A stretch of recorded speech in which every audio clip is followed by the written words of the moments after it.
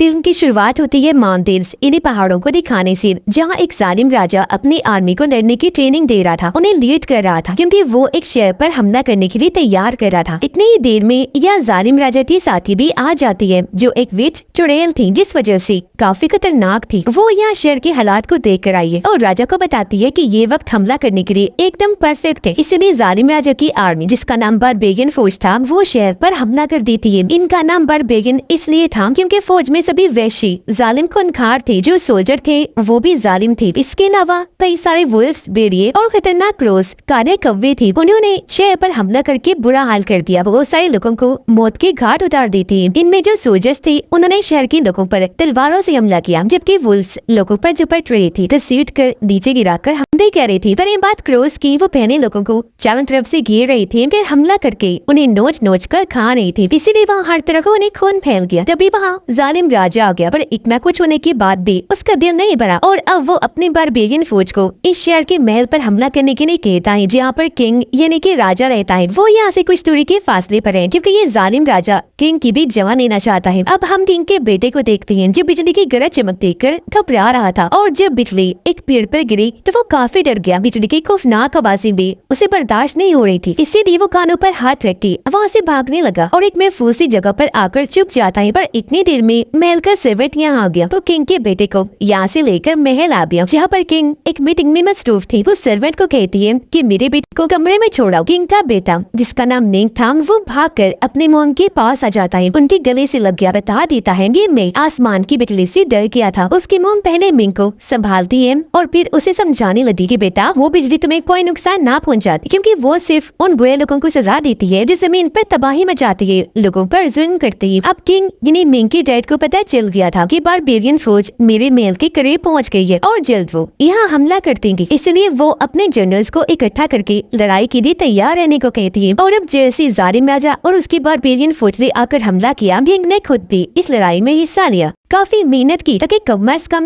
वो अपनी फैमिली को तो बचाए। उन्होंने इस फौज की हर हमले को रोकने की कोशिश की, लेकिन उनकी किस्मत ने साथ नहीं दिया, क्योंकि तभी जालिम राजा ने अपने लोहे का रॉड हाला फेंक कर मारा, जो किंग के आर पार हो गया। जिसके बाद उसने दोबारा रॉड फेंक के किंग की वाइफ पर भी हमला किया। उनके भी आर पार होने से वो काफी जख्मी हो गई। दोनों की हालत मरने वाली हो गई। पर अपने आखिरी पलों में भी उन्हें अपने बेटे मिंग की ही फिक्र हो रही थी, इसीलिए जल्दी जल्दी उसे एक कश्ती में बिठाकर उसकी मोम ने यहाँ से भेज दिया। जाते जाते मिंग अपने मोम डैड को अपनी आंखों के सामने मरता हुआ देख रहा था। इस वजह से वो काफी दुखी होते हुए पूरी तरह से टूट जाता है। पर जैसे तैसे उसने खुद को कंट्रोल किया। उसे जालिम राजा पर बहुत गुस्सा आ रहा था और यहाँ वो अपने मोम डैड की मौत का बदला लेने की कसम उठा लेता है कि कुछ भी हो जाए, अब मैं जालिम राजा और उसके साथियों को नहीं छोड़ूंगा। जिसके बाद वो यहाँ से निकल गया। तभी जालिम राजा की साथी यानी विच आकर उसे कहती है, ये मैं बहुत ही अच्छी खबर लेकर आई। हमने माउंटेन्स के वेस्ट एरिया में हमला करके वहाँ अपना कब्जा कर लिया है। पर ये सुनकर भी राजा खुश नहीं होता, क्योंकि वो और ज्यादा ताकतवर बनना चाहता है। इसलिए वो अपने बारबेरियन फौज को माउंटेन्स के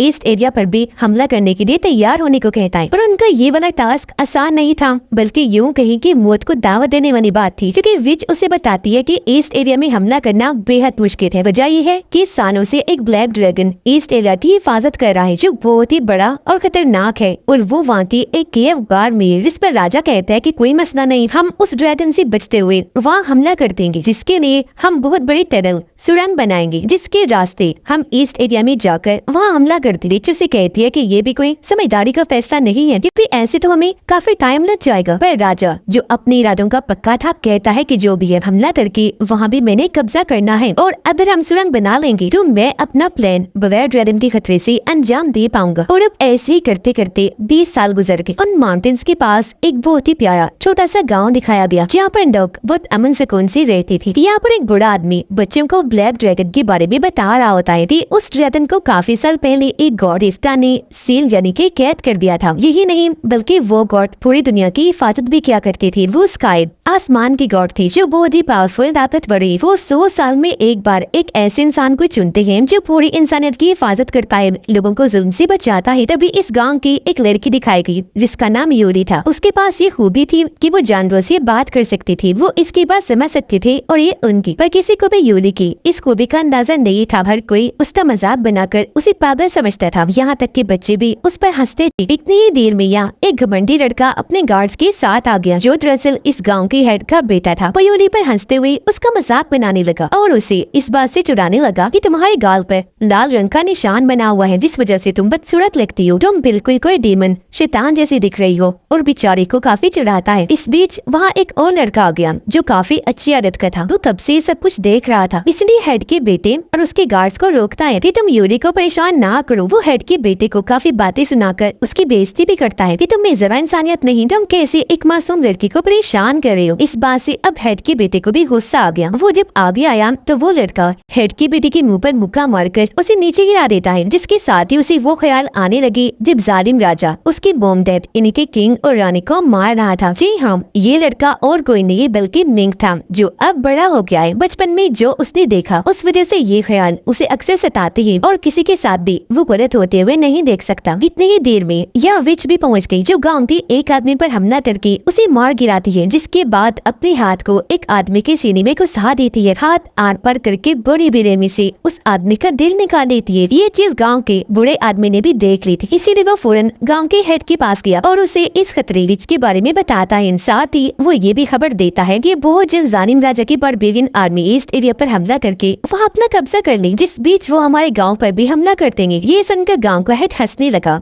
कहता है कि वहाँ पर बारबेरियन आर्मी का जाना नामुमकिन है, क्योंकि वहाँ ब्लैक ड्रैगन है, जिसके नाम का खतरा ही काफी है। यहाँ पर मिंग को हेड ने बांधा हुआ था, क्योंकि मिंग ने हेड की बेटी को मारा, जो था कि इतनी ही देर में यह हेड का बेटा भी आ गया। कहता है डैड इसे छोड़िएगा, मैं बड़ी सजा देना, क्योंकि ये मेरी नकल भी कर रहा था। अब इससे पहले हेड मिंग को कुछ कहता, यहाँ पर मिंग के सतीरे डैड आ जाते हैं, जिन्होंने उसे गोद लिया था। वो अपने साथ पसंदीदा हथियार अपना हथौड़ा भी लेकर आए थे ताकि मिंग को बचा सके, पर इस चीज का फायदा नहीं होता। दोनों को ही मार कर जेल में कैद कर दिया जाता है। अब हेड का बेटा काफी गुस्से में था, क्योंकि वो एक गेम में हार गया था। ये देखकर उसका दोस्त कहता है कि तुम तो ये गेम हर बार ही हार जाते हो। ये सुनकर हेड के बेटे को और बुरा लगा। वो अपने दोस्त को थप्पड़ मारकर कहता है कि अपना मुंह बंद करके बैठ जाओ, जिसके बाद वो जेल आया। मिंग के पास आके उसे परफेक्ट मारना सीख सकी, क्योंकि वो उस लड़के को मुक्का मारकर अपना बदला लेना चाहता था जिसने उसे हराया। लेकिन यहाँ मिंग उसे ही मारकर अपने डैड को लेकर बाहर आया, जेल से भाग जाता है। लेकिन उन्हें गार्ड्स ने देख लिया था, वो पीछा करने लगते हैं। मिंग नहीं चाहता था कि मेरे डैड को किसी मुश्किल का सामना करना पड़े, इसलिए वो उनको वही छोड़कर गार्ड्स को अपने पीछे लगा देता है, ताकि ऐसे उनका ध्यान भटक जाए और उसके डैड यहाँ से भाग जाए। अब यूली जब मिंग को मुसीबत में देखती है तो उसकी मदद करने लगी। वो एकदम से अपने फ्रूट्स वहाँ पर फेंक देती है, जिससे गार्ड्स के पाँव फिसले और वो सारे वहीं पर गिर जाते हैं। ये देखकर मिंग यूली को भी अपने साथ लेकर वहाँ से भागने लगा। वो दोनों हेड के बेटे और उसके गार्ड से बचकर काफी दूर निकल आए थे, पर कोई फायदा नहीं था। उनका पीछा करते करते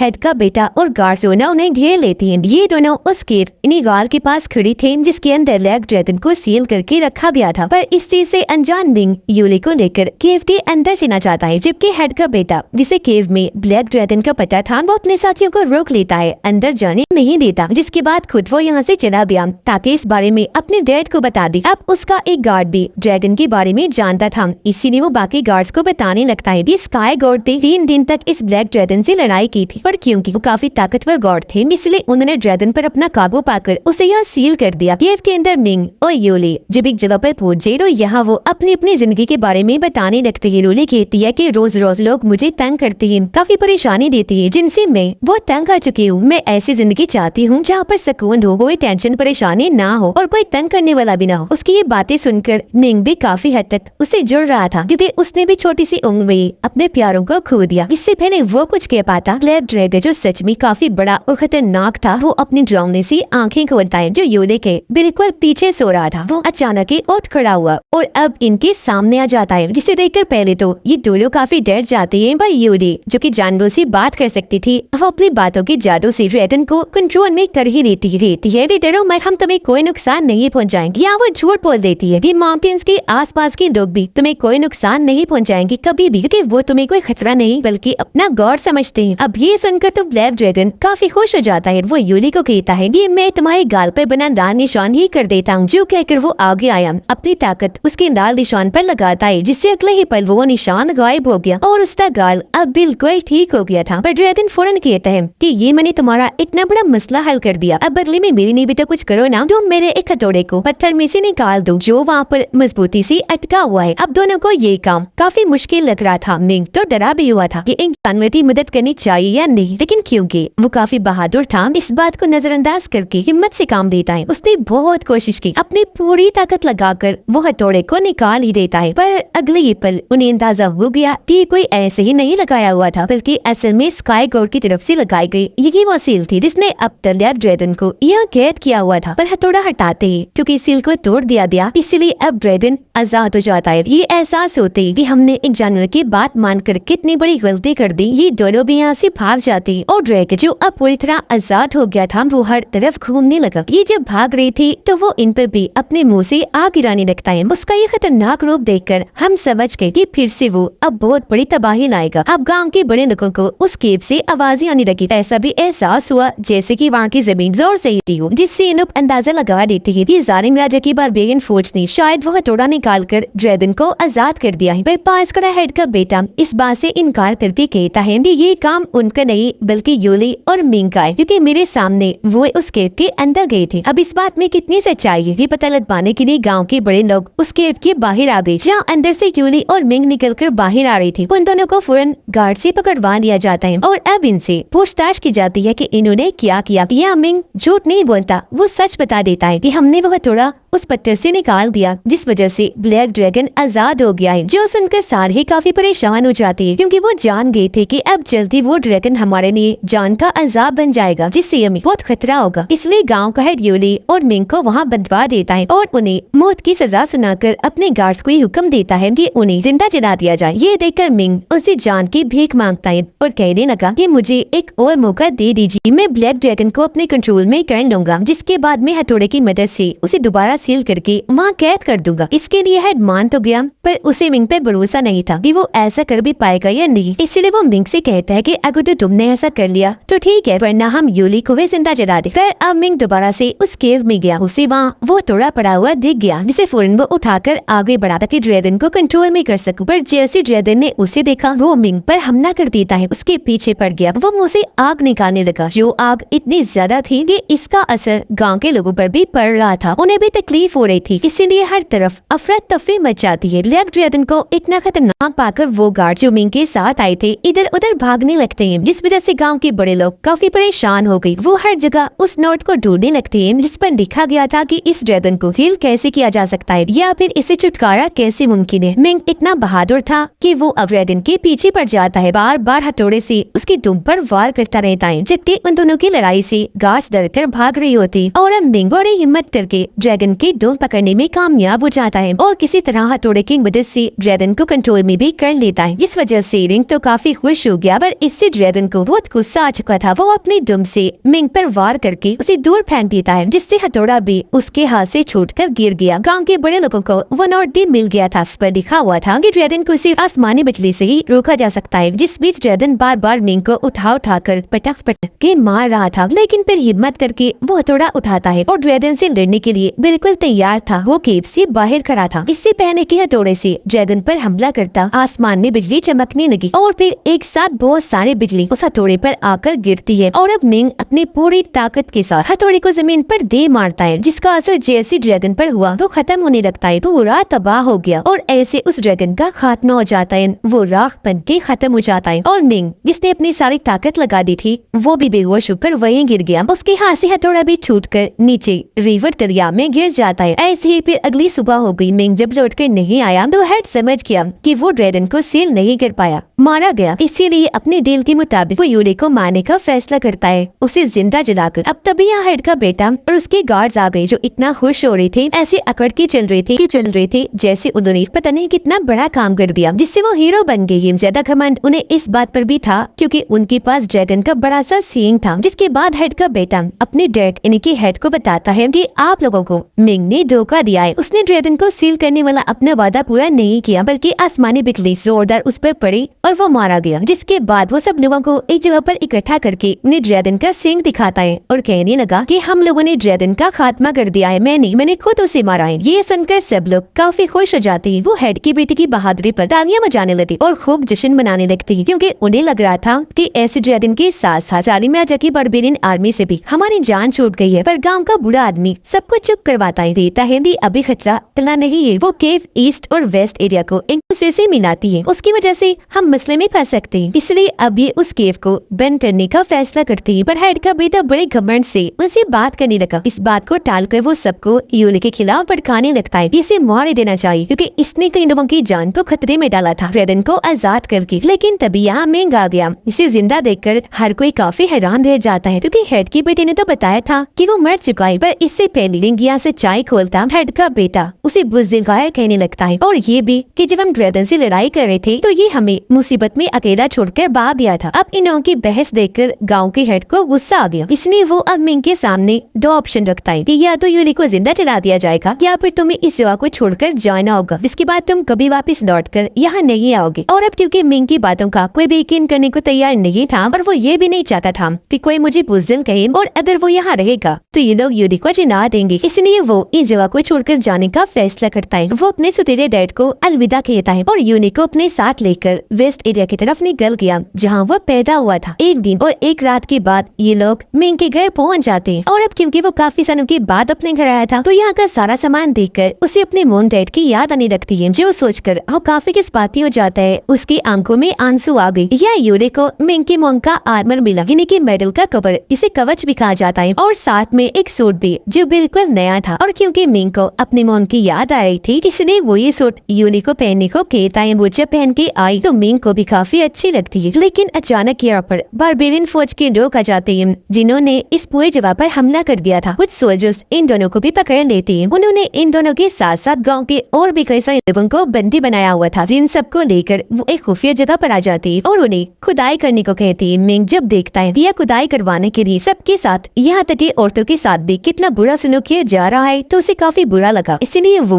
एक गार्ड का रूप लेकर मिंग को ढूंढते हुए उसके पास आया और उसे यहाँ से लेकर भागने की कोशिश करता है। इससे पहले यहाँ से निकलते वो सारे क्रोस आ जाते हैं जो उसी विच के थे। उनका ये मुकाबला कर ही रहे थे कि तभी एक वुल्फ भी आ गया। इसे मिंग पीछे हटाने की कोशिश कर ही रहा था कि तभी वो नीचे गिरकर पहाड़ से लटक जाता है। पर एक बार बेरियन सोल्जर उसे फिर से ऊपर लाया, काफी मारने की बात उठाता है और रिवर में फेंक देता है। ये सब भी काफी नहीं था कि अभी बहुत सारे बारबेरियन शार्क्स आकर मिंग पर हमला कर देती है। पर यह खुशकिस्मती से उसे वही हथौड़ा मिल जाता है जो ड्रैगन से लड़ते हुए रिवर में गिर गया था। और अब उसके अंदर क्योंकि बिजली की ताकत थी, तो उसे लेते ही वो खुद भी काफी ताकतवर बन जाता है। पहले वो सारे शार्क्स को मारता है, जिसके बाद बड़े पावर से बाहर आया और उस आदमी को भी मार देता है जिसने उसे रिवर में फेंका था। उधर तब तक विच ने यूली को पकड़ के बांध दिया था। वो जानती थी कि यूली के पास खास किस्म का ताकतवर दिन है, जो इसे हेवन, इन्हें जन्नत में रहने वाले सबसे बड़े गॉड ने दिया था। वो उसे नाखून मारकर पहले जख्मी करती है, फिर उसका खून चखती है, जिसे उसे पता चल जाता है कि केव में क्या हुआ, यानी कि वो ड्रैगन मर चुका है जो इस एरिया की हिफाजत किया करता था। वो काफी खुश हो गई ये सोचकर कि अभी वहाँ पर हमला करने का बहुत अच्छा मौका है। फिलहाल यूली को ये छोड़कर वहाँ से चली गई। मिंग यूली को ढूंढते हुए केव में आ गया, पर वो उसे वहाँ नहीं मिलती। इसीलिए वो बाकी गार्ड से लड़कर बाकी लोगों को आजाद कर देता है, जिन्हें यहाँ पर बंदी बना के रखा हुआ था। पर इस बीच व्हाइट रंग की वुल्फ आकर मिंग पर हमला कर देती है, उससे डरने लगी। वो बार बार उस पर वार करने के लिए आ रही थी, जिसे मिंग को हथौड़े की मदद से दूर कर रहा था। काफी लड़ाई के बाद अब जैसे व्हाइट वुल्फ ने अपना खास हमला किया, थोड़ी ताकत से मिंग ने भी उस पर हथौड़े से हमला करके उसे अपने कंट्रोल में कर लिया। उधर गांव के लोग बारबेरियन फोर्स से लड़ने के लिए तैयार हो रहे थे। उन्होंने अपने अपने हथियार भी ले लिए थे और बहुत अच्छे से ट्रेनिंग भी कर ली थी। वो लड़ाई के लिए बिल्कुल तैयार खड़े थे। पर जैसे बारबेरियन फौज यहाँ आई, गाँव का हेड और उसका बेटा धोखा कर देती है। वो लड़ने की बजाय अपनी जान बचाने के लिए छुपने चले गए। बेचारे गाँव वालों को लड़ने के लिए अकेला ही छोड़ गई। लेकिन तभी यहाँ मिंग उसी व्हाइट वुल्फ पर बैठकर यहाँ आ जाता है। उसने अपने सौतेले डैड की जान बचानी थी जो जख्मी थे, और बारबेरियन आर्मी उन्हें मारने ही वाली थी। वो उन्हें लेकर अंदर चला गया, जहाँ गांव के बाकी लोग भी छुपे हुए थे। जबकि व्हाइट वुल्फ, जो अब पूरी तरह मिंग के लिए वफादार बन गई थी, वो बारबेरियन के लोगों को अंदर जाने से रोक रही थी।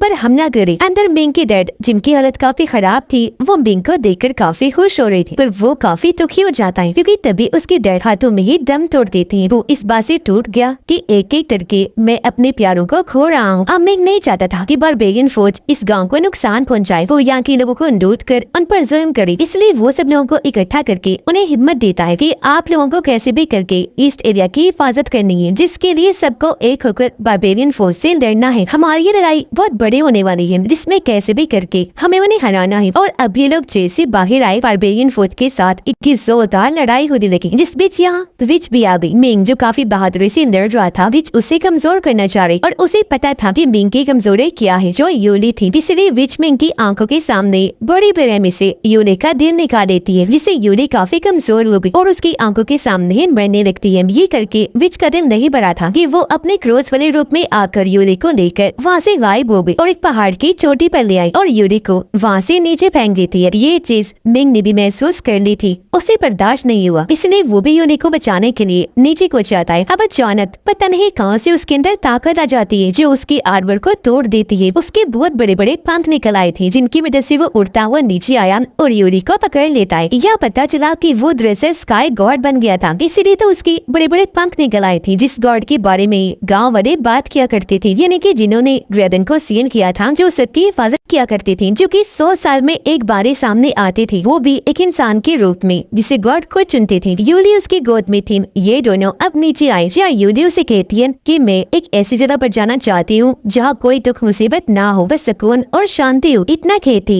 मिंग के हाथों में वो दम तोड़ देती है। ये देखकर मिंग काफी दुखी हुआ, टूट जाता है, क्योंकि दोनों एक दूसरे को प्यार करते थे। मिंग को बहुत गुस्सा आया, जिस वजह से उसके पंख भी जोर जोर से हिलने लगते हैं। ऐसा होते ही अचानक बारबेरियन फौज पर बिजली गिरने लगी, जिस वजह से एक एक करके सभी सोल्जर्स मारे जाते। विच को मारने के लिए मिंग अपने हथौड़े का इस्तेमाल करता है। उसने जैन से हथौड़े को जोर से जमीन पर मारा, विच तड़पने लगा। उसका भी खात्मा हो गया, वो राख बन के उड़ जाती है। ये देखकर जालिम राजा को उस पर बहुत गुस्सा आया, इसलिए अब वो मिंग पर हमला करने के लिए आगे बढ़ता है। पर क्योंकि मिंग को उस पर पहले ही गुस्सा था और वो अपने वोंग डेड का बदला भी लेना चाहता था, इसीलिए वो उसे एक अलग ही दुनिया में ले आता है। मिंग वहाँ पर जालिम राजा से काफी देर तक लड़ाई करता रहता है, और क्योंकि वो पहले से भी एक तेज ताकतवर बन गया था, तो वो ही भारी पड़ रहा था। जिसके बाद वो राजा को वापस असली दुनिया में ले आया, हथौड़ा उसके सर पर मारता है, जिससे राजा बहुत जख्मी हो गया। उसकी बेल बहुत हो जाती है। यह जुल्म का खात्मा होने के साथ साथ उसका बदला भी पूरा हुआ, और क्योंकि मिंग काफी दुखी था, इसलिए वो हथौड़े को छोड़कर वापस माउंटेन्स पर आ गया, जहाँ यूली की लाश थी। वो यूली की ख्वाहिश को पूरा करने के लिए स्काई गॉड के पंख से यूली की लाश को कवर कर देता है और यूली के साथ ही वही सील हो गया। जिसके बाद ऐसे कई साल गुजर गए, जहाँ दिखाया गया कि अब उन दोनों की जिस्म पत्थर की बन गई थी, लेकिन अचानक फिर कोई ताकत उस पत्थर को तोड़ देती है, जिसके अंदर छोटा सा बच्चा था, जो इस बात की तरफ इशारा कर रहा था कि स्काई गॉड का दूसरा जन्म हुआ है, क्योंकि उस वक्त वो मिंग के अंदर थे। और क्योंकि मिंग जिंदा ही सील हो गया था, तो हो सकता है कि वो फिर से मिंग के रूप में ही आए और पूरी दुनिया की हिफाजत करे, और हमेशा की तरह पूरे माउंटेन्स की हिफाजत करे। और इसी के साथ ये फिल्म इधर ही खत्म हो जाती है।